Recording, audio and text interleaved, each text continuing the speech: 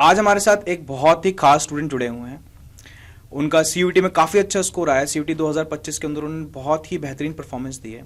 तो आज मैं आप सबको उनसे मुखातिब कराना चाहता हूँ। उनका नाम है परीक्षित अरोड़ा। तो मैं आपका स्वागत करता हूँ आज। परीक्षित, कैसा लग रहा है आपका इतना अच्छा स्कोर आया है? घर में क्या माहौल है? पेरेंट्स को कैसा लग रहा है? आपको कैसी फीलिंग आ रही है? I am feeling very very good. Parents भी बहुत खुश हैं स्कोर से and I am very grateful. तो जब पहली बार रिजल्ट आया था, अभी रिजल्ट में हम बात करेंगे कितना स्कोर आया, बट जैसे ही रिजल्ट आया तो रिजल्ट आपने खोल के देखा होगा, साथ में कौन कौन था? किस किस ने एकदम साथ में रिजल्ट देखा, चेक करा? My parents were along side me at that time and उन्होंने साथ में ही रिजल्ट देखा था एंड या वी तो रिएक्शन, फर्स्ट रिएक्शन जो होते हैं वो फर्स्ट रिएक्शन कैसे थे? First reaction so we just went to, हमने कैलकुलेटर उठाया and we added up the score की रो स्कोर और नॉर्मलाइज स्कोर में क्या डिफरेंस है, because we were pretty tensed about normalization because which is obviously a very big threat to the row score. But fortunately मेरे बस 10 या फिर 9 numbers का difference आया, so it was good and parents were really really happy. तो कितना score लगभग, और सब्जेक्ट्स वाइज अगर चलें तो कितना कितना स्कोर इस बार बन रहा है आपका? Yeah, I got a row score of 250 in 2 subjects, accountancy and economics. That is 100 percentile. 100 percentile. Very nice, very nice. And after normalization, accounts में 249 हो गया था एंड इकोनॉमिक्स में 240। तो वो 100% आई आई गेस 249 पॉइंट समथिंग जो है वो मतलब पूरे कंट्री के अंदर देखा जाए तो सबसे हाईएस्ट स्कोर है ना? तो जिनके भी 100% आए हैं दैट मीन्स के मतलब उससे बियॉन्ड स्कोर गया ही नहीं है। तो इकोनॉमिक्स में आपका 100% है। इकोनॉमिक्स में तो मुझे याद है 244.45 इज द हाईएस्ट स्कोर। ठीक है, वेरी नाइस वेरी नाइस। और बाकी के सब्जेक्ट कौन से थे? English and maths I guess, है ना? तो उसमें कितना स्कोर करा है लगभग आपने? 228 in both the subjects. तो उनमें 99 परसेंटाइल आ रहा है, दैट मीन्स ना? तो यानी 4 सब्जेक्ट में अगर देखा जाए 2 में 99 परसेंटाइल और 2 में 100%। Huge round of applause. बहुत ही बढ़िया, क्योंकि इतना आसान नहीं होता। क्योंकि हमने देखा कितने सारे चेंजेस आए थे लास्ट मोमेंट पे। अकाउंट्स की अगर मैं बात करूँ तो अकाउंट्स के अंदर जो कंप्यूटराइज्ड अकाउंटिंग आती है उसके अंदर देखा गया तो ऑप्शंस ही नहीं आए थे। तो काफ़ी सारे चेंजेस आए थे, स्टूडेंट्स को काफ़ी हर्डल्स का सामना करना पड़ा, बट उसके बावजूद भी 100% आना, 99% आना अपने आप में एक मिसाल साबित होती है। तो अब कैसा फील हो रहा है? आगे के क्या क्या प्लान्स हैं, ज़रा सब हम जानना चाहेंगे। काफ़ी सारे व्यूअर्स हैं हमारे, वो जानना चाहेंगे। अभी नर्वसनेस भी है, एक्साइटमेंट भी है about the college. I really want to go to the Shri Ram college of commerce, that's my dream college and really hope कि मिल जाएगा admission. I want to pursue BA honors in economics. Okay, very nice. I have a great interest in mathematics and economics as well, so I thought that line would be quite favorable for me. वो आपके score से दिख रहा है, economics में 100% आइला, maths के अंदर 99% आइला, तो वो कॉम्बिनेशन बहुत अच्छा जा रहा है। ठीक है, वेरी नाइस। तो आगे फ्यूचर में क्या करना चाहते हो? जैसे ये तो चलो कोर्स हो गया कि BA economics honours, then after like उसके बाद MA इकोनॉमिक्स होता है। तो मेरी काफ़ी सारे स्टूडेंट से बात हुई थी जो BA इकोनॉमिक्स ऑनर्स करते हैं, तो वो BA देन MA इकोनॉमिक्स ऑनर्स, उसके बाद सीधा सर कह रहे थे सर IES की तैयारी करनी है हमें, इंडियन इकोनॉमिक सर्विसेज। तो ये लाइन होती है। और क्या मतलब ट्राई करना चाहते हो उसके अलावा? इनिशियली जब मैं आया था कॉमर्स में तो my father is a chartered accountant, so I was pretty intrigued by the way his work proceeded. तो मैं initially तो CA ही बनना चाहता था। Then I got to know about this field called actuarial science. Actuarial science, yeah. I want to pursue further studies in that field because I find a lot of opportunities in that and I have a great interest in any subject which is practical. Okay. Be it mathematics, statistics, economics. So I thought that to be so a in favorable actuarial line. science there are certain number of exams which you need to clear. और मेरे ख्याल से insurance के अंदर ज़्यादा उसका scope है actual science का। रिस्क मैनेजमेंट एंड ऑल में वेरी नाइस, बहुत ही मतलब नीश फील्ड है। ठीक है, काफ़ी कम स्टूडेंट्स जाते हैं एक्चुअल साइंस के अंदर, बट काफ़ी स्कोप है अभी in upcoming years. That's a path which is quite less travelled, अभी कम क्लटर्ड है पाथ। ठीक है, हाँ, वेरी नाइस, बहुत अच्छी सिलेक्शन है। तो अब थोड़ा सा मुझे तैयारी पे बताओ, आपने जो तैयारी करी वो किस तरीके से करी, कहाँ से स्टार्ट करा? ठीक है, क्योंकि बहुत इंपॉर्टेंट पार्ट है, क्योंकि स्टूडेंट्स 12th के अंदर जो अपने बोर्ड एग्जामिनेशन होते हैं उसके अंदर भी इन्वॉल्व रहते हैं। और जब बोर्ड एग्जामिनेशन खत्म होने वाले होते हैं तो उसके बाद हमें सिर्फ शायद 1 महीने के अराउंड का टाइम ही मिलता है CUT एग्जामिनेशन से पहले। अब उसके अंदर इतने मेजर चेंजेस आ जाना कि इकोनॉमिक्स के अंदर बुक ही चेंज कर दी जाए, पूरी इंडियन इकोनॉमी हटा दी गई, माइक्रो इकोनॉमिक्स इंट्रोड्यूस हो गई। तो काफ़ी जो मेजर चेंजेस आए थे उनको कैसे अडेप्ट करा, पूरा स्टार्टिंग से लेके थोड़ा बोर्ड से लेके मेरे को यहाँ तक पूरी जर्नी बताइए। इनिशियली मैं बताता हूँ। Initially I started to prepare for boths, क्योंकि मैंने मेंटर से डिस्कस किया, सो दे सेड कि अगर आप बोर्ड्स पे फोकस करते हो, the syllabus is mostly the same, so if you develop a good conceptual clarity you will be able to score good in CUET. So मैंने इनिशियली सीयूईटी पे बिल्कुल फोकस नहीं किया था. After I got done with the board exams, मैं holiday mood में था बिल्कुल. एक हफ्ता मैंने कुछ नहीं किया. उसके बाद something wrong in my head की यार अब तो मेजर तो अब जर्नी स्टार्ट होएगी, बिकॉज कॉलेजेस के एंट्रेंसेस देखने हैं. Then I researched about CUET, how exactly it is done, what is the format, and everything I did after board exams. Then I did realize कि though the syllabus is same, however the format changes a lot. Subjective से objective में conceptual clarity की need बहुत बढ़ जाती है. Exactly. So I discussed from my teachers. They are great mentors and educators of my school. I hail from Hisar, Haryana. Okay. उन्होंने मुझे recommend किया कि आप सेल्फ स्टडी पे फोकस करो, but subjects like English are quite different from board and CUET perspective, क्योंकि board में literature आती है, सीयूटी में ग्रामर आती है. Exactly. So I asked them कि मैं क्या करूं, तो उन्होंने रिकमेंड किया कि अड्डा 24/7 का आप प्रतिज्ञा बैच ले सकते हो. It's a very affordable batch and साथ में अच्छे मेंटर्स हैं एंड आपकी प्रिपरेशन अच्छे से प्रोसीड कर पाओ. बिल्कुल एग्जैक्टली. और मतलब ये भी होता है कि स्टूडेंट्स बहुत रिमोटली लोकेटेड होते हैं. हाँ. तो इजीली एक्सेसिबल होती है, अफोर्डेबल भी है, एक्सेसिबल भी है, बच्चा कहीं से भी पढ़ सकता है सारी चीज़ें, है ना. तो काफ़ी कंफर्टेबल रहता है कि कभी कभार ऐसा होता है कि हमें कहीं कोचिंग जाना है तो आना जाना सारी चीज़ों में बहुत ज़्यादा टाइम इन्वॉल्व होता है, तो बच्चा अपने कंफर्ट जोन से भी पढ़ाई कर लेता है अच्छे मेंटर्स के साथ, है ना. तो बहुत ही बढ़िया. तो अब ये तो चलो पूरा ट्रैक हो गया कि हमने किस तरीके से चीज़ें अलाइन किया, बट जब पढ़ाई स्टार्ट करी तो देखा तो होगा कि ये सिलेबस है, अब इतना सारा बचा हुआ है, क्योंकि एक हफ्ता तो मस्ती में निकाल दिया स्टार्टिंग, ठीक है. उसके बाद अब बचा हमारे पास थोड़ा सा टाइम, ठीक है.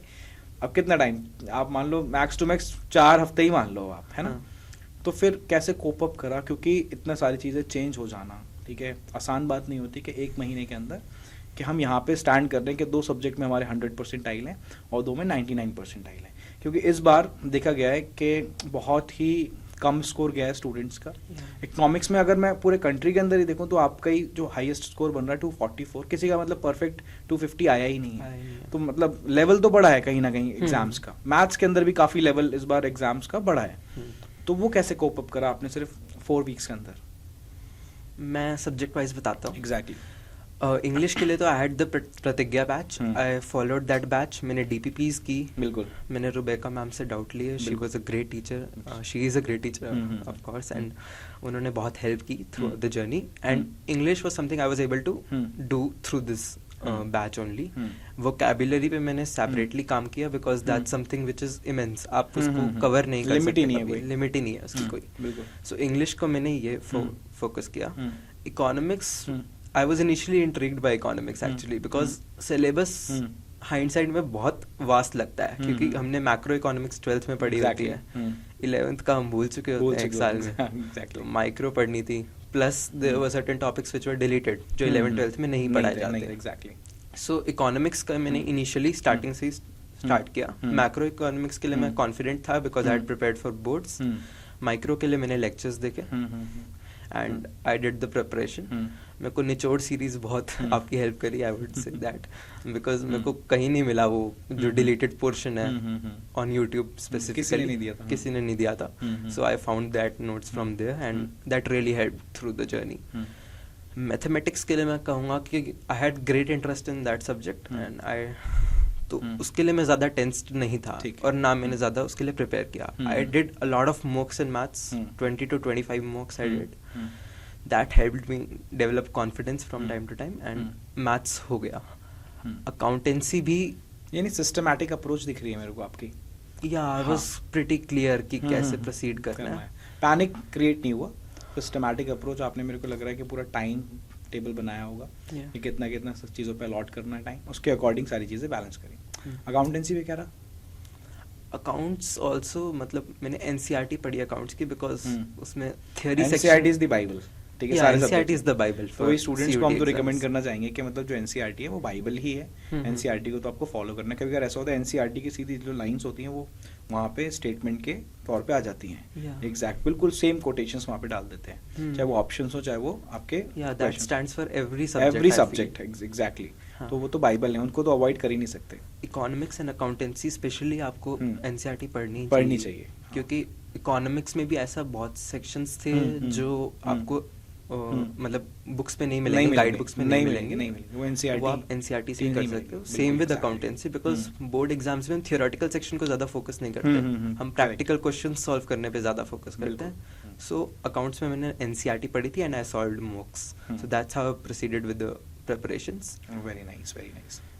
तो अब ये सारी चीज़ें हो चुकी हैं, अब फीलिंग काफ़ी अच्छी है, क्या ये चीज़ अचीव हो गई? या कौन सी एक ऐसी चीज़ है जो मिस कर रहे हो कि कर लेनी चाहिए थी और रह गई? या मेरे को कुछ है क्या ऐसा? I felt that I should have taken a fifth subject as well, because hmm, एक अलग मतलब फीलिंग होती है to get the name in तो मैं अपने व्यूअर्स को बताना चाहता हूँ कि परीक्षित ने 4 सब्जेक्ट ऑप्ट करे थे सीवीटी के अंदर, और परीक्षित के 2 में 99% आई है और 2 में 100% आई है। 5th सब्जेक्ट ऑप्ट नहीं करा था।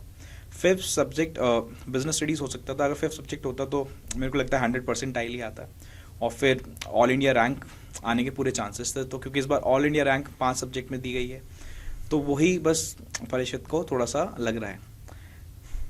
तो क्या कि कैसी फीलिंग है? थोड़ी मिक्स फीलिंग रहती है ये, हाँ, मिक्स्ड फीलिंग, है ना? a bit of a regret, but regret, हाँ, I am happy. आप वही थोड़ी मिक्स फीलिंग है कि हल्का सा Yeah. रिग्रेट रहता है, बट हाँ जो मिला चलो सफिशिएंट है। हम्म, बट यही मैं स्टूडेंट्स को बोलता हूँ, यहाँ पे बस गाइडेंस की रिक्वायरमेंट होती है यहीं पे, yeah. कि वो टीचर्स जो ऑलरेडी पूरे सब्जेक्ट में इन्वॉल्व हैं, पूरे प्रोसेस में इन्वॉल्व हैं, हम्म, ठीक है, उनसे आपको गाइडेंस लेनी चाहिए कि सर कितने सब्जेक्ट्स हम लें, कौन कौन से सब्जेक्ट्स हम ले सकते हैं, कॉम्बिनेशन बनाते टाइम भी। Yeah. इवन जैसे अब हमारा फेज़ 2 स्टार्ट हो रहा है, और फेज़ 2 के अंदर काफ़ी हमें प्रेफरेंसेस बनानी पड़ती हैं, प्रेफरेंस लिस्ट सेट करनी होती है, जिसके अंदर कॉलेजेस और इवन हमें कोर्सेज के अकॉर्डिंग सारी चीज़ें देखनी होती हैं, है ना? तो वहाँ पे भी बहुत सारे स्टूडेंट्स ऐसे हैं जो मिस कर देते हैं बिकॉज कि उन्होंने प्रेफरेंस शीट अपनी ठीक नहीं बनाई, Yeah. क्योंकि उसका भी एक तरीका है, उसका भी एक फॉर्मूला है बनाने का। तो वो सारी चीज़ों के लिए मैं हमेशा स्टूडेंट्स को बोलता हूँ कि आप हमेशा एक्सपर्ट से एडवाइस लो। अब जैसे फॉर एग्जांपल मेरी तबीयत खराब हो गई, मैं कोई दवाई तो खा नहीं लूँगा, मैं डॉक्टर से जाके एडवाइस लूँगा पहले कि मेरे लिए कौन सी चीज़ सूटेबल है, तो वो मेरे को जो एडवाइस करेगा वो लेने के बाद मैं ठीक हो जाऊँगा, है ना? सिमिलरली जो जिस चीज़ का एक्सपर्ट है आपको हमेशा उससे एडवाइस लेनी चाहिए। तो मैं यही बोलना चाहूँगा अपने व्यूअर्स से, स्टूडेंट से, कि आपको हमेशा एक राइट एडवाइस लेनी चाहिए, ठीक है? तो ये चलो रिग्रेट तो नहीं है, बट अब कोई बात नहीं, बट आपने जो स्कोर करा है वो मुझे लगता है बहुत ही बेहतरीन स्कोर है। रीज़न क्योंकि 2 सब्जेक्ट में जो आपका स्कोर है वो पूरे इंडिया में हाईएस्ट है, 100% का मतलब इंडिया के अंदर हाईएस्ट है, उससे ऊपर स्कोर ही नहीं है। और क्या बताना चाहोगे अपनी जर्नी के बारे में? कुछ फन मोमेंट्स के पढ़ाई के टाइम सर ये होता था, वीडियो के टाइम, लेक्चर्स के टाइम आपने ऐसे पढ़ाया, ये करा, कुछ मोमेंट्स जो मेरे को बताना चाहते हो? इवन वो फ्रेंड से रिलेटेड भी हो सकते हैं। या मतलब this journey was pretty how to say that कि अप्स एंड डाउन्स थे, because the exam was not conducted in the most, हम जो कहते हैं ना, ऑर्गेनाइज्ड मैनर। बीच में वो तो हमने डिस्क्रिपेंसीज हमने बहुत सारी वीडियोस कवर करी हैं जहाँ पे हाँ डिस्क्रिपेंसीज हैं, काफ़ी सारी जगह हैं कि इवन बहुत सी सेंटर्स पे सोचा था स्टूडेंट्स का माउस ही वर्क नहीं कर रहा था, ठीक है? तो वो तो टेक्निकल इश्यूज थे, बहुत सारे और भी इश्यूज थे जो एग्जाम्स के अंदर भी थे, इवन उसके बाद जो आंसर कीज आई हैं उसके अंदर भी बहुत सारी मिस्टेक्स थी, ठीक है? तो ये तो पूरे प्रोसेस के अंदर ही मिस्टेक्स हैं। बट मैं जानना चाहूँगा कि देखो अब ये सारी चीज़ें बहुत सारे अनकंट्रोलेबल फैक्टर्स होते हैं जो हमारे हाथ में नहीं होते, बट कहीं ना कहीं हमारी कुछ मेमोरीज होती हैं हमारी जर्नी से, कुछ फन मोमेंट्स होते हैं, ठीक है? कि पढ़ाई करते टाइम सर ये होता था, ठीक है? फ्रेंड से थोड़ी बातचीत होती थी, कुछ वो फन मोमेंट्स शेयर करना चाहोगे? हाँ, बैंटर तो होता ही था, मतलब कि हम पढ़ाई के लिए ग्रुप कॉल करते थे और 2 घंटे बात होगी, पढ़े कुछ नहीं। Such moments took place, but I think that's necessary because that's the part of the process. अगर आप ये नहीं करोगे तो आप बोर हो जाओगे, because consistency is very important. Exactly, I would prefer कि अगर आप 3 दिन लगातार 3 घंटे पढ़ सकते हो, that's much better than studying 10 hours a day, because आप एक कंसिस्टेंसी मेंटेन कर रहे हो, साथ के साथ आप रिवाइज भी कर पा रहे हो, और आप एक दिन पे अपना माइंड पे ज्यादा प्रेशर नहीं डाल रहे। बिल्कुल। तो यानी Yeah. स्टूडेंट्स जो आपके फ्रेंड्स वगैरह सबसे बात होती थी आपकी, है ना? तो ये नहीं कि मैंने 1 महीने के लिए पूरा कट ऑफ कर दिया दुनिया से, नहीं क्योंकि कट ऑफ कर देंगे फिर तो मुझे लगता है स्कोर आना ही नहीं है। तो कहीं ना कहीं थोड़ा बहुत इंटरेक्शन हमें सब लोगों से रखना चाहिए, Yeah. तो वो हमारा स्ट्रेस लेवल भी कम करता है। हम्म। और क्या टिप्स देना चाहोगे आप स्टूडेंट्स के लिए कि जो अब आपके जूनियर्स आ रहे हैं, अब तो आप सीनियर हो चुके हो, ठीक है, आपके जो जूनियर्स आ रहे हैं इस बार, ठीक है, जो इस बार 2026 में सीयूटी का एग्जाम देंगे, वो कौन कौन से की एरियाज पे फोकस करें, ठीक है? क्या आपके कुछ की मंत्रास थे इस बार जिनको फॉलो करके आपने इतना अच्छा स्कोर करा? आई थिंक प्रोसेस सेम ही रहता है तीनों स्ट्रीम्स के लिए, बट मैं कॉमर्स स्टूडेंट के पर्सपेक्टिव से बताना चाहूँगा because that would be much more easier for me. मैं कहूँगा डोमेन सब्जेक्ट्स के लिए यू शुड फोकस मतलब greatly on boards and conceptual clarity, because somehow you will be able to score in boards even without मतलब with rote learning and not understanding the concepts, but when MCQs जब आते हैं then options same लगने लग जाते हैं 2-3 अगर आपको deep clarity नहीं है तो focus on that conceptual clarity, that 1 month is sufficient for you to revise stuff, do excess preparation as well which is not covered in boards, plus mocks. However, for English and GAT I would highly recommend to start preparation early, because English में आप grammar cover कर सकते हो in the course of 1 month, but vocabulary is something which is done over a course of time. Exactly, because वो एक skill है, वो develop होती है, exactly. रट नहीं सकते ना डिक्शनरी। नहीं सकते। तो आई वुड से कि अगर आपको इंग्लिश की प्रिपरेशन करनी है solely from vocabulary point of view, you should write down 20 words per day. 15 to 20 minutes लगेंगे, आप वर्ड लिखो, उसका मीनिंग लिखो, उसको हिंदी में पढ़ लो, एक बार आपके दिमाग में जाएगा। एग्जैक्टली, विद इन 24 आवर्स कहीं ना कहीं आप थोड़ा सा यूसेज में भी लाओगे उन वर्ड्स को, तो फिर कम्युनिकेट करते हो ना इंग्लिश में, तो आप उसका रियल एसेंस समझते हो। जब तक आप उसको सेंटेंस में यूज नहीं करते आपको वर्ड का मीनिंग रियल सेंस नहीं समझ में आएगा। Exactly, so write down those 20 words, correct, next day 20 words पढ़ो 1 मिनट में, 20 वर्ड्स और लिखो। अब वर्ड्स कौन से लेने चाहिए? 2022 से 2025 में मेजर मतलब बहुत सारी शिफ्ट्स हुई हैं, बहुत सारी वोकैबुलरी कवर्ड हुई हैं, वो आपको ऑनलाइन मिल जाएगी, अड्डा 24/7 के प्लेटफॉर्म पे भी मिल जाता है, तो आप वो वोकैबुलरी कर सकते हो। साथ में आप कोई भी मैगजीन, कोई भी न्यूज़पेपर इंग्लिश का पढ़ सकते हो, बिकॉज जब आप पढ़ते हो तो आपको रीडिंग हैबिट डेवलप होती है। हाँ, शायद आपको पता ना चले कि उसका क्या यूज है, बट फ्यूचर में दैट वुड हेल्प, बिकॉज आपकी understanding of the words would improve. कहीं ना कहीं जब हम रीड करते हैं तो बहुत सारी चीज़ें सबकॉन्शियस माइंड में भी फीड हो रही है। मुझे लगता है कि हमें शायद समझ नहीं आ रहा है, बट लेटर ऑन आपको धीरे धीरे चीज़ें रिकॉल भी होने लगती हैं। तो आप रीड करो, मैं तो कहता हूँ आप वोरेशियस रीडर बनो, कि मतलब कि दिन में अगर रीड नहीं करा तो मेरे को परेशानी होने लगी कि आज मैंने रीड नहीं करा। तो ऐसी हैबिट डेवलप होनी चाहिए, तभी एग्जैक्टली बिल्कुल सही बोल रहा कि और इंग्लिश और जीएटी की प्रिपरेशन तो आपको थोड़ा अर्ली ही स्टार्ट करनी चाहिए। लास्ट टाइम पे तो वो सिर्फ पैनिक सिचुएशन है, वो कुछ नहीं हो पाएगा। अच्छा, अब बच्चे कोई प्रॉब्लम ये होती है कि बच्चा बोर्ड्स में इन्वॉल्व रहता है स्टार्टिंग में, और फिर जब बोर्ड्स में हम इतना ज़्यादा इन्वॉल्व रहते हैं, हमारा सारा फोकस बोर्ड्स में होता है, तो हमें उसकी इंपॉर्टेंस समझ नहीं आ पाती कि हमें इंग्लिश और जीएटी थोड़ा अर्ली स्टार्ट करना चाहिए, क्योंकि उसको एक टाइम चाहिए एग्जैक्टली कि वो हम 1 महीने में रट के नहीं जा सकते, वो डेवलप होगा over a period of time. हाँ, ठीक है, वो धीरे धीरे। तो इसमें क्या स्टूडेंट्स को सजेस्ट किया जा सकता है कि क्योंकि वो बोर्ड्स में इन्वॉल्व होते हैं, उनको उस चीज़ की इंपॉर्टेंस तब तक समझ में नहीं आती, उनका टारगेट सिर्फ बोर्ड्स होता है। आई थिंक दिन में 1.5 आवर निकालना is not much of a big deal when it's said कि ये बहुत इंपॉर्टेंट है आपकी फ्यूचर से रिलेटेड। मुझे लगता है ये स्टूडेंट्स को ना तब समझ में आएगी परीक्षित बात, कि जब उनको फ्यूचर में थोड़ी सी क्लैरिटी होगी कि मेरे को कौन सा कॉलेज लेना है, मेरे को कौन सा कोर्स करना है। फिर उनको पता चलेगा कि बोर्ड्स एग्जामिनेशन का जो स्कोर होता है वो तो कहीं पे वैलिड है ही नहीं, ठीक है, सीयूटी का स्कोर वैलिड है। और फिर जब वो सीयूटी का प्रोसेस गो थ्रू करेंगे तो उनको पता चलेगा कि इंग्लिश लैंग्वेज जो होती है वो कंपलसरी है ना, उसके तो आप एक लैंग्वेज कंपलसरी है। तो जब कंपलसरी चीज़ है तो आपको थोड़ा अर्ली स्टार्ट करना पड़ेगा, क्योंकि वो तो डेवलप आप over a period of time ही करोगे। तो मुझे लगता है थोड़ा सा आपको एम क्लियर होना चाहिए, तब आप राइट टाइम पे थोड़ा अर्ली स्टार्ट कर पाएंगे। तो एम का, जैसे आप, मुझे लगता है आपका स्टार्टिंग से थोड़ा सा क्लियर लग रहा है मुझे एक्चुरियल्स का, कि आपको एक्चुरियल की नॉलेज थी, तभी ये पूरा प्रोसेस आपने बनाया, है ना? तो कब से डिसाइड कर रहा था कि एक्चुरियल्स में जाना है? 11th एंड में मैंने डिसाइड किया था, बिकॉज जब आप बाहर से देखते हो एक फील्ड को तो आपको इतनी नॉलेज नहीं होती. जैसे आप कॉमर्स को बाहर से देखोगे 10th में मेरे को लगता था सीए है, एमबीए है, these are the options.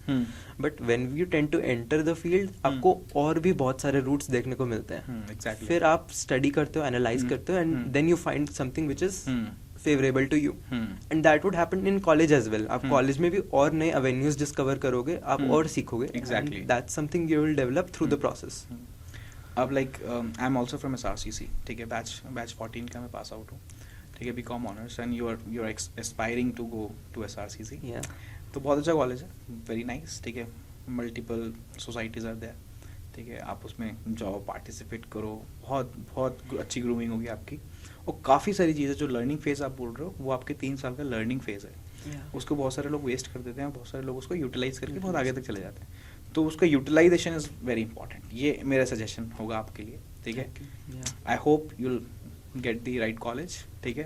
Don't worry, बाकी सारी चीज़ों में मैं आपकी हेल्प करूँगा, ठीक है. पूरी टीम हेल्प करेगी आपकी कि प्रेफरेंस शीट कैसे बननी है, सारी की सारी चीज़ें सब में हम आपकी बिल्कुल हेल्प करने वाले हैं. तो लास्ट नोट पे आप क्या बोलना चाहेंगे, कैसे एंड करना चाहेंगे? स्टूडेंट्स के लिए बोलना चाहेंगे, अपने पेरेंट्स के लिए कुछ बोलना चाहेंगे कि उन्होंने आपके कितना सपोर्ट करा, टीचर्स के लिए 1-2 line? My parents and teachers both were very supportive throughout the journey. मतलब मेरा boards में जो score आया और CUET में score आया, they had a major implications on how the result turned out to be. Teachers बहुत अच्छे थे, they made sure कि I had developed interest in the subject, and parents भी बहुत supportive थे throughout the journey. And जो future generation है जो देना चाहती है एग्ज़ाम, उसको मैं यही recommend करूँगा कि take it, मतलब don't stress a lot about it because it's not that difficult of the exam. जैसे न्यूज़ आती है कि NTA से discrepancies हुई, mistakes हुई, तो बच्चा स्ट्रेस करता है. But that's something which is not in your hands. Preparation आपके hands में, prepare करो, and giving in 3 to 4 hours daily is more than sufficient for you to prepare well for the. But consistency is important. Consistency is important. Okay. Thank you so much for connecting us. Thank you so much.